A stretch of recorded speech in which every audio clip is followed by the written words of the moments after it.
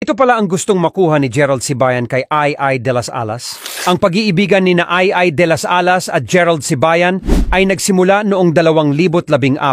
Si Gerald Sibayan noon ay isa pang mag-aaral ng De La Salle University at national player ng badminton. Sina Ai at Gerald ay nagkakilala habang naglalaro sila ng badminton at doon siya napansin ni Gerald. Masugid siyang niligawan ni Gerald hanggang sa nagkaroon na nga sila ng relasyon. Noong una ay ayaw ni Ai dahil baka maulit na naman sa kanya ang nangyari sa kanya noong nakaraang batang asawa niya na si Jed Salang, na pera lang ang habol sa kanya at hindi ang kanyang pagmamahal.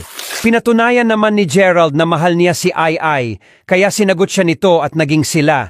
Pero itinago muna sa publiko ang kanilang relasyon dahil ayaw ni Ai na mayroong makisawsaw. Pero nakaraan ng ilang mga buwan ay nabunyag din at inamin nila ang kanilang pagmamahalan. Nakaraan ng 3 taon